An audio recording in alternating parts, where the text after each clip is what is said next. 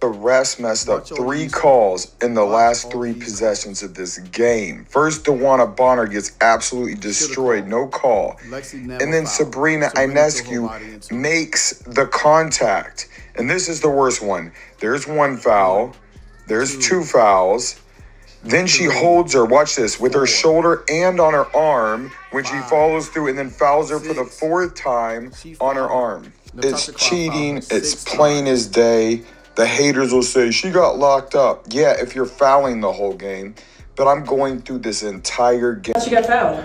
You know, I think it's pretty egregious what's been happening to us the last few games. You know, a minus 31 free throw discrepancy. And I might be able to understand it if we were just chucking threes, but we're not. We're attacking the rim. And the disrespect right now for our team has been pretty unbelievable. So it's disappointing.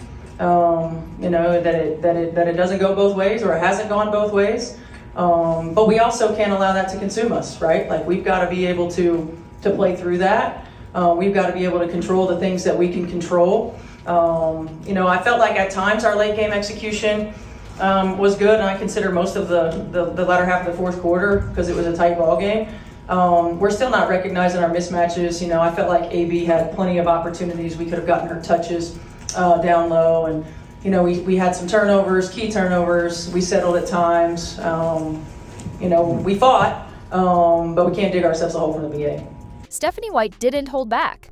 With cameras rolling and tensions high, she put the WNBA and its referees on blast, leaving fans stunned.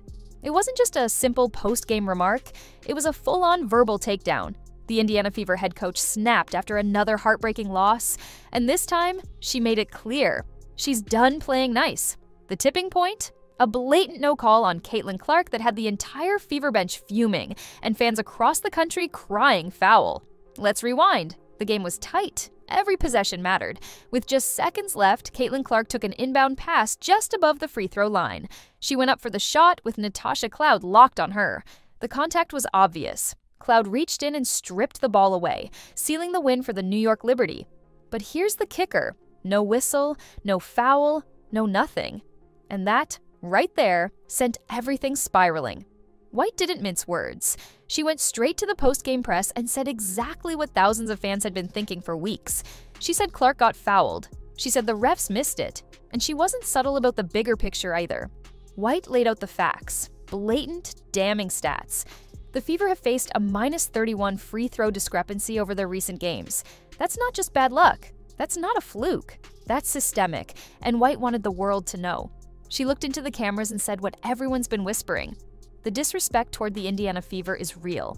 And it's not just about Clark, it's about the entire team getting treated like second-class citizens. The numbers don't lie. They're not just tossing up threes and hoping for luck. They're attacking the rim, they're drawing contact, they're playing physical. So why aren't they getting the calls? It gets deeper. During a key moment in the final minute, Liberty star Sabrina Ionescu drove into the lane, collided with Lexi Hall, and drew a foul. That led to free throws that ultimately decided the game. But everyone watching, especially the CBS broadcast team, thought Fever still had a challenge left. Fans were screaming at the TV. Why didn't Stephanie White challenge the call? Now we know why, and it wasn't her fault. Turns out, you can't use a challenge unless you have a full timeout. And in that moment, all White had was a reset timeout. Useless. The rules didn't allow her to challenge the most game-defining call of the night. That technicality, one that even the CBS announcers seemed confused about, left her hands tied. Yet social media exploded with questions and blame before the facts came out. But White didn't use that as an excuse. She owned the moment. She acknowledged that the team still made mistakes. Late-game execution needed work. They missed matchups, they committed turnovers. But at the same time, she made it crystal clear. This pattern of missed calls and lopsided officiating isn't something the Fever can ignore anymore. And fans are noticing too. The backlash online has been nothing short of explosive. WNBA referees are getting dragged in every comment section, every sports forum, and every trending tweet. People are calling them the worst officials in professional sports. And honestly, it's hard to argue with that right now. The inconsistency, the no calls, the questionable fouls, it's turning every Fever game into a pressure cooker of frustration. Let's talk about home court advantage. In sports, there's a term called home cooking. The idea is simple. Referees tend to give the benefit of the doubt to the home team. But in the WNBA, that rule doesn't seem to exist. Not for the Indiana Fever, not for Caitlin Clark. The Fever could be playing in front of a sellout crowd, with millions watching at home, and they still can't buy a whistle. And that's where things get even more mind-blowing. Because Caitlin Clark isn't just another rookie. She's the face of the league, the biggest name in women's basketball, arguably one of the most recognizable athletes in the country. We're talking top 5, easy, up there with Mahomes, LeBron, and Serena. And yet, she's not getting calls. She's getting hacked, shoved, mugged on live TV, and the refs stay silent, game after game. And White's had enough. She called it what it is, a lack of respect. And when a coach uses words like egregious to describe officiating, you know it's not just heat-of-the-moment emotion, it's a pattern, a trend, a league-wide problem that's been bubbling under the surface, and now it's boiling over. Let's not forget, this isn't the first time the Fever have felt screwed by the officiating crew. Earlier games showed similar patterns: questionable calls, lopsided free throws, and a strange silence when Clark gets contact. It's almost like there's a memo out there. Don't give this team the benefit of the doubt, and if that's true, fans want to know why. Stephanie White, for her part, said she'll be sending in the film. The league has a system where coaches can submit plays for review, make their case, and express concerns. But she also said, on the record, that she has little faith in that system.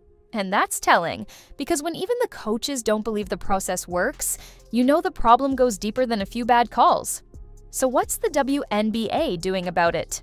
Right now, nothing.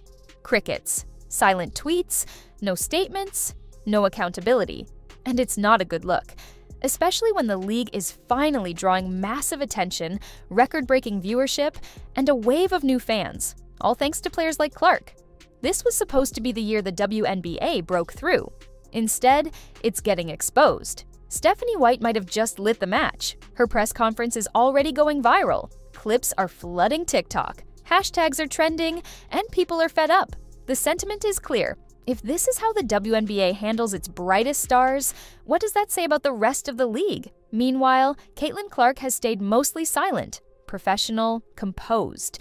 But the footage speaks louder than words. She's taken elbows, forearm shoves, clothesline-style blocks, and she just keeps getting up, going back to the line, and trying to win. But at some point, the silence turns into a roar, especially when your head coach is shouting from the mountaintops that something's seriously wrong. The fans aren't staying silent either. Social media is ripping through the WNBA like wildfire. Comments are flying. This league is rigged. Referees need to be investigated. What's it going to take for Clark to get a damn call? And the longer the silence stretches from the league office, the worse the optics get. White didn't just defend her player, she defended the entire organization. She reminded everyone that this isn't about favoritism.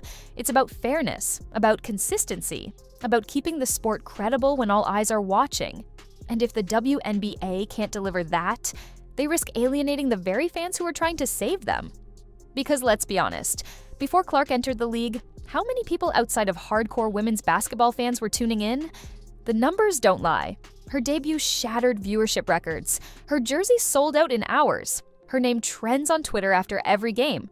And yet, the refs treat her like a bench warmer from a G League affiliate. Make it make sense.